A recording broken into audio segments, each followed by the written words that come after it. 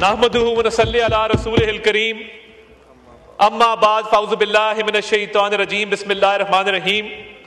جناب چیئر، ان تمام تقاریر کو سن کے مجھے یہ گمان گزرا کہ غالباً کوئی میموری لاس ہے کہ ان کے تمام حالات و واقعات وہ 2022 سے پیچھے نہیں جاتے۔ یہ ایاک نعبد و ایاک نستعین تو پڑھتے ہیں مگر اہدنا الصراط المستقیم نہیں پڑھتے۔ یہ ایسے دستور کو صبح بے نور کو تو پڑھتے ہیں مگر اس کھلے جھوٹ کو، ذہن کی لوٹ کو میں نہیں مانتا، میں نہیں جانتا، یہ نہیں پڑھتے۔ تو یہ سورہ فاتحہ بھی پڑھتے ہیں تو اس کی سلیکٹو آیات پڑھتے ہیں، یہ جالب کا کلام بھی پڑھتے ہیں تو اس کی سلیکٹو مصرے پڑھتے ہیں، یہ جب فسطائیت کی بات بھی کرتے ہیں تو جو ان کے ذہن کے مطابق فسطائیت ہے اس کی بات کرتے ہیں۔ میں نے سمجھا کہ جب یہ کہہ رہے ہیں کہ صبح بے نور کو اور ایسے دستور کو، مجھے یہ گمان آیا کہ غالباً مینار پاکستان کے سائے کے تلے اس ریفرینڈم کے جلسے کے اندر خان صاحب نے یہ فرمایا ہوگا اس وقت کے حکمران کو کہ ایسے دستور کو صبح بے نور کو میں نہیں مانتا، میں نہیں جانتا۔ وہ بھی نہیں نکلا کیونکہ یہ پولنگ ایجنٹ تھے، یہ صف اول کے سپاہی تھے، اس فسطائیت کو تو قبول کیا۔ مگر آج جب یہ پارلیمان ہائیسٹ ادارہ اس ملک کا ایک لیگل سٹریٹجی کے تحت، ایک مشاورت کے تحت، ایک سیاسی عمل کے تحت ایک کانسٹیٹیوشنل امینڈمنٹ کرنے جا رہا ہے، وہ ان کو چبھ رہی ہے۔ اس وقت کا ریفرینڈم ان کو نہیں چبھا تھا، اس کو انہوں نے قبول بھی کیا تھا اور وہاں پولنگ ایجنٹ بن کے کھڑے بھی ہوئے تھے۔ یہ selective morality, selective justice, double standards, دوہرا معیار، اس کے علاوہ ان کی سیاست ہے کیا؟ اور اسی کرسی پر بیٹھ کے جناب چیئر ہم اس سائیڈ پر بیٹھے تھے، قاسم خان سوری نے پوری دنیا کے سامنے آئین کو توڑا، آئین کو پامال کیا، پارلیمنٹ کو ڈیزالو کیا۔ اس پہ تو نہیں کہتے کہ ایسے دستور کو صبح بے نور کو میں نہیں مانتا، میں نہیں جانتا۔ اس وقت پوری پارٹی نے، کوئی بات نہیں، شاید کھٹک، کوئی بات نہیں بھائی، سن لے، حوصلہ۔ تو یہ سلیکٹو میموری ہے۔ ہم نے ادھر بہت منجے ہوئے سیاسی ورکر بیٹھے ہیں، یہ شاید کھٹک بیٹھا ہے، یہ گراؤنڈ لیول کا سیاسی ورکر ہے، پالیٹکس شروع کی، اسٹوڈنٹ پالیٹکس سے ہم بھی دیکھتے رہے ہیں، ہم نے بھی تبھی آغاز کیا تھا، ان کے ساتھ چلے تھے۔ ادھر بڑے بڑے پرانے لوگ بیٹھے ہیں، ایسے لوگ بیٹھے ہیں جن کے بزرگوں کے ساتھ ہمارے بزرگوں کا تعلق تھا، ایسے لوگ بیٹھے ہیں کہ جن کے ساتھ ہماری جماعت کا تعلق تھا، ہماری جماعت میں رہے، ہماری جماعت سے منسلک رہے۔ مگر یہ نفرت کے بیج بونے والا کون شخص تھا جس کو اپنی ذات کی تقلید قومی مفاد سے زیادہ پیاری تھی؟ وہ کون شخص تھا جس نے اس ملک کے اندر نفرت کے بیج بوئے؟ کیا وہ آج معافی مانگے گا کہ مینار پاکستان کے نیچے کھڑے ہو کے پولنگ ایجنٹ بنا؟ کیا وہ آج معافی مانگے گا کہ دستور کو توڑا گیا، اسی ایوان میں بیٹھ کے، اسی کرسی پر بیٹھ کے توڑا گیا؟ ہم نے مانگی ہے، کئی بار مانگ چکے ہیں، آپ بھی مانگ لیں۔ اور 2000 اس پہ خواجہ آصف صاحب بہت بات کر چکے، اور یہ معافی کی بات کرتے ہیں تو میں ان کو ان کے گناہوں کی لسٹ پوری پکڑا دیتا ہوں، آج آ کے معافی مانگ لیں، مگر نہیں کریں گے کیونکہ یہ سیاسی لوگ نہیں ہیں۔ کیا ہی اچھا ہوتا ادھر جو تقاریر کی کلاز بائی کلاز 27ویں ترمیم کے اوپر انہوں نے کچھ تجاویز دیں، کیا انہوں نے کہا کہ اس کلاز میں اس کو بہتر کر لیں، فلاں کلاز کے اندر فلاں چیز لے آئیں؟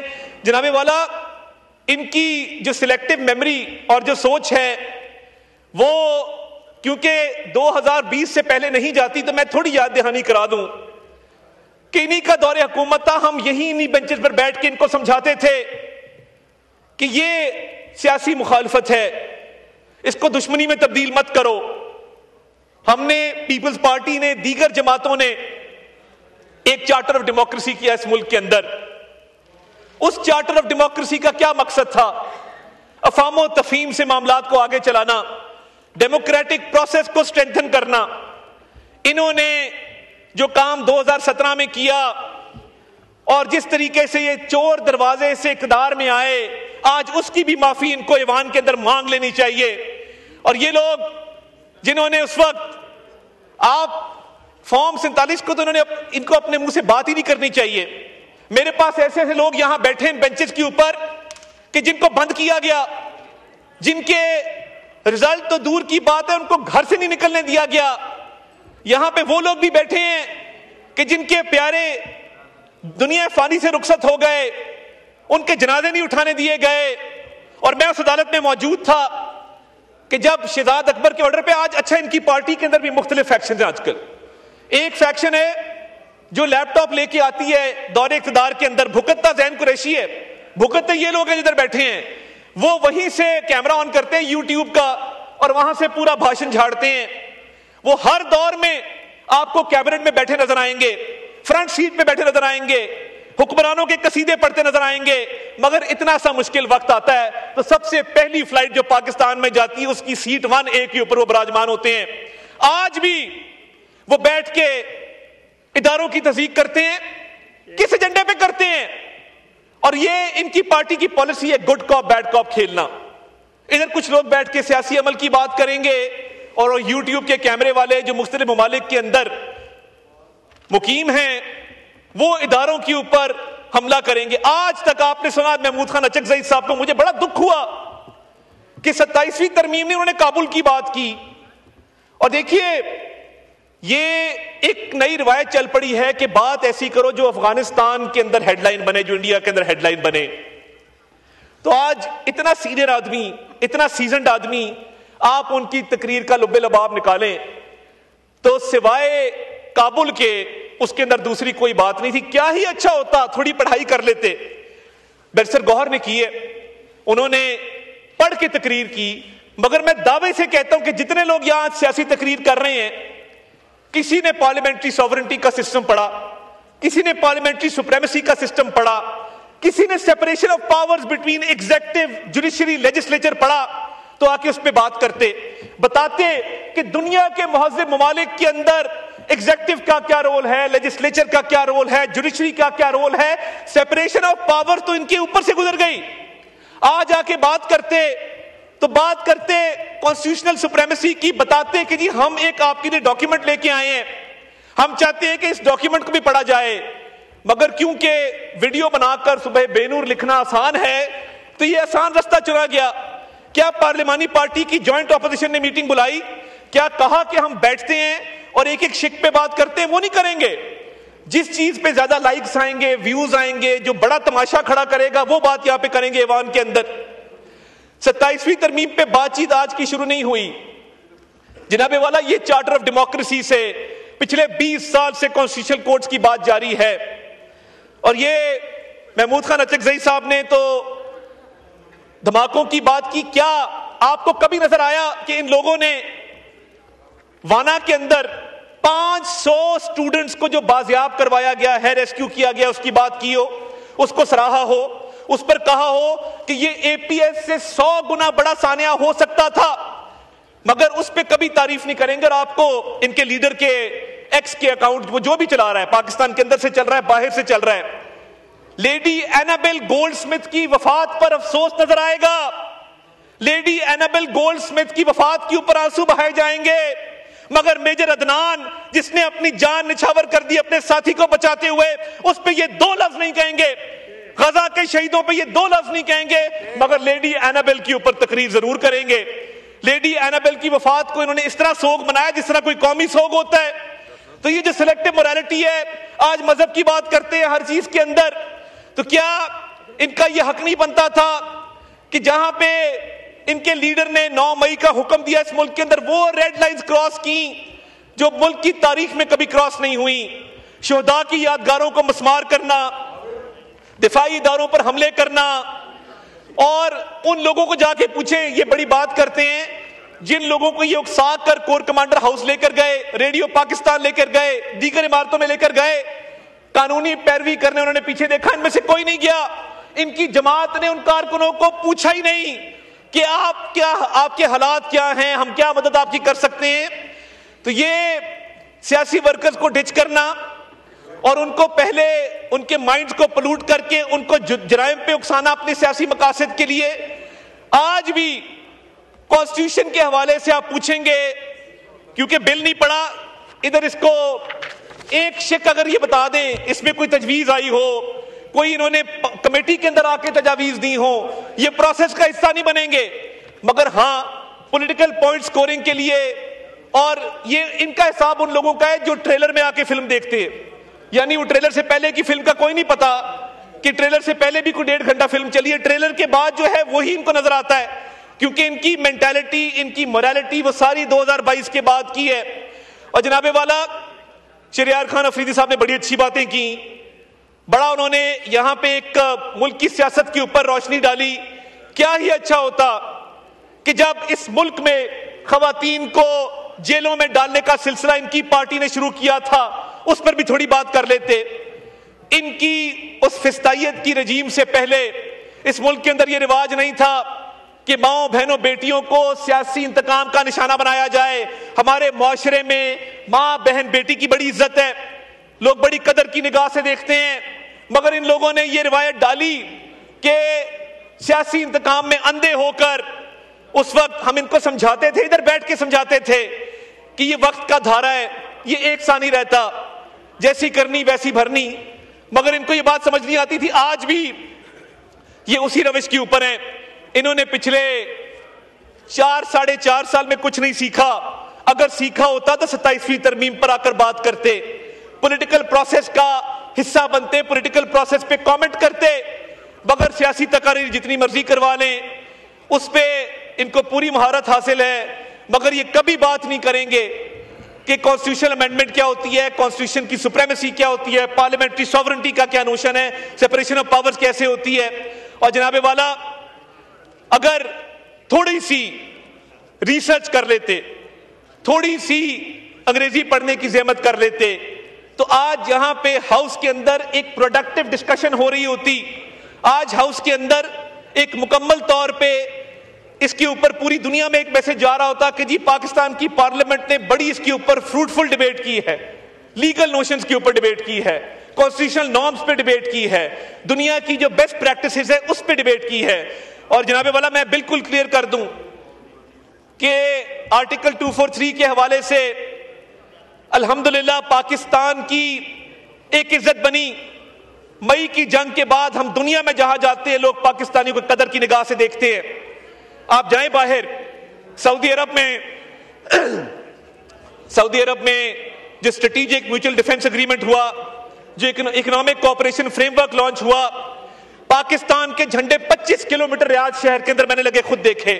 یہ کس کی بات کرتے ہیں؟ یہ باہر جائیں تو صحیح, جس ایئرپورٹ پہ پاکستانی جا کے سب پاسپورٹ امیگریشن کاؤنٹر پہ دیکھتا ہے, لوگ اس کو عزت اور قدر کی نگاہ سے دیکھتے ہیں. دنیا کے ممالک پاکستان کا نام لے رہے ہیں, پاکستان کی عزت کر رہے ہیں. اور میں صرف ریکارڈ کی درستگی کے لیے, شہریار خان افریدی صاحب نے کہا کہ اتنے ہزار لوگ باہر چلے گئے.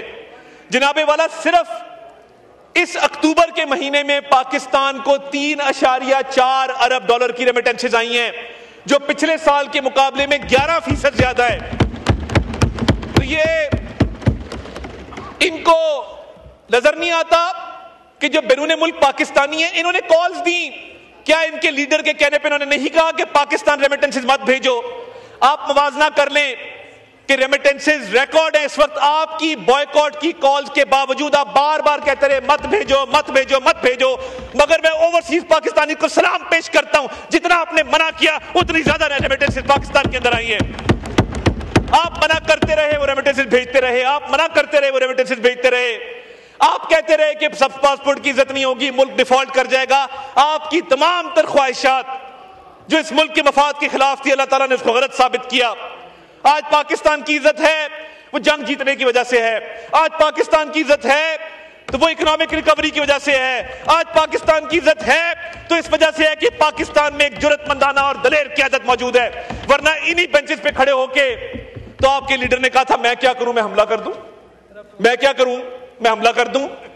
تو پھر اس قوم نے دکھایا کہ جب لیڈر دلیر ہو, جب وزیر اعظم دلیر ہو, اس کے ساتھی دلیر ہوں, جب فیلڈ مارشل سعید عاصم منیر جیسا لیڈر ملٹری قیادت کو میسر ہو, تو پھر وہی ہوتا ہے جو مارکہ حق میں بھارت کے ساتھ ہوا. اور آج اس کو بھی محمود خان اچکزئی صاحب تسلیم کرنے کو تیار نہیں ہیں. ان کو کابل کابل اور کابل نظر آتا ہے. میں بالکل کلیئر کر دوں, یہ اب نہیں چلے گا کہ افغانستان کی سرزمین پاکستان کے خلاف استعمال ہو, دہشت گردی کی کارروائیوں کے لیے استعمال ہو. میں یہ آپ کو بتانا چاہتا ہوں کہ کل بھی جس جرأت مندانہ طریقے سے ان سٹوڈنٹس کو ریسکیو کیا گیا ہے, اس ہاؤس کے اندر ہم ان جوانوں کو، ان افسروں کو خراج تحسین پیش کرتے ہیں، اور آپ تھوڑا سا صرف اپنا ریکارڈ درست کر لیں. آپ نے کانسٹیٹیوشن بھی نہیں پڑھا، آپ نے 27ویں ترمیم بھی نہیں پڑھی، آپ نے تاریخ بھی نہیں پڑھی، صرف پچھلی 4 سالوں کی داستان ہے جس پر چیخو پکار ہے، جس پہ رونا دھونا ہے، اور رونے دھونے کے علاوہ کچھ نہیں ہے. 12.5 سال سے آپ کی حکومت ہے، اور میں سلام پیش کرتا ہوں ANP کو. یہ کہتے ہیں کہ ہم دہشت گردوں کے خلاف اس لیے بات نہیں کرتے. ANP کا حشر دیکھ لیا. میں سلام پیش کرتا ہوں بلور خاندان کے شہداء کو. میں سلام پیش کرتا ہوں افتخار صاحب کے بیٹے کو، جنہوں نے جان کا نذرانہ پیش کیا، جنہوں نے اپنا خون دے کے اس چمن کی آبیاری کی، اور آپ کہتے ہیں کہ ان کا حشر دیکھ لیا. ہم اس لیے دہشت گردوں کے خلاف بات نہیں کرتے. کل جب وانا کے اندر ان سٹوڈنٹس کو ریسکیو کیا جا رہا تھا تو ان کے اپنے چیف منسٹر وہاں پہ کرکٹ کھیل رہے تھے. یہ حالات ہیں کہ کبھی تصویر صاف کرو، چپل کا ناپ دو، باہر نکل کے 2-3 نعرے لگاؤ، وکٹری کے نشان بناؤ، کرکٹ کھیلو. یہ جو بزدار پلس انہوں نے انٹروڈیوس کیا ہے KPK کے اندر، 12.5 سال میں ایک ہسپتال بتا دے جو بنایا ہو، ایک بڑی یونیورسٹی بنا دے جو بنائی ہو، اسٹوڈنٹ کو لیپ ٹاپ دیے ہوں، سڑکوں کا جال بچھایا ہو. 12.5 سال ہو گئے ہیں. یہ ان کا وہی حال ہے کہ سرے ممبر وہ خوابوں کے محل تعمیر کرتے ہیں، علاج غم نہیں کرتے، فقط تقریر کرتے ہیں. تقریر سے کام چل رہا ہے، ٹک ٹاک سے کام چل رہا ہے، سیلفیوں سے کام چل رہا ہے. اور جناب والا، یہ ملک ہے تو ہم سب ہیں. 27ویں آئینی ترمیم کا جو بنیادی مقصد ہے گورننس کو بہتر کرنا، دفاع کو بہتر کرنا، اس ملک میں انصاف کی فراہمی کو بہتر کرنا. چارٹر آف ڈیموکریسی کے تحت پچھلی کئی دہائیوں سے یہ ڈیبیٹ چل رہی ہے، کوئی اجرت میں کام نہیں لیا گیا. یہ تمام ترامیم جو ہیں اس پہ سیر حاصل گفتگو چلتی رہی ہے، برس برس چلتی رہی ہے. اور یہ اس ملک پہ یہ کہتے ہیں کہ فلاں نہیں تو پاکستان نہیں. ایسی سوچ بھی ان کو کیسے آ جاتی ہے کہ یہ اپنے ایک شخصیت پرستی میں آپ نے بات کی، ادھر انبیاء کی بات کی، آپ کیسے کر لیتے ہیں؟ اندھی تقلید کرتے ہیں آپ، شخصیت پرستی کرتے ہیں آپ، پاکستان سے آگے اپنے لیڈر کو رکھتے ہیں. یہ سوچ ہے جو فسطائیت کی بنیاد ہے، جو یہاں بیٹھے بھی ان کی تھی، وہاں بیٹھ کے بھی تبدیل نہیں ہوئی. یہ ملک ہے، اس ملک کی بہتری ہے تو ہم سب ہیں. یہ کسی لیڈر کو پاکستان سے آگے رکھنا، میں سمجھتا ہوں کہ یہ اس ملک کے ساتھ زیادتی ہے، اس کی سیاست کے ساتھ، پارلیمان کے ساتھ زیادتی ہے. میں ان اشعار کے ساتھ اجازت لوں گا کہ بخت سے کوئی شکایت ہے نہ افلاک سے ہے، بخت سے کوئی شکایت ہے نہ افلاک سے ہے، یہی کیا کم ہے کہ نسبت مجھے اس خاک سے ہے. اور بزم انجم میں کبا خاک کی اوڑی میں نے، اور میری ساری فضیلت اسی پوشاک سے ہے. پاکستان زندہ باد.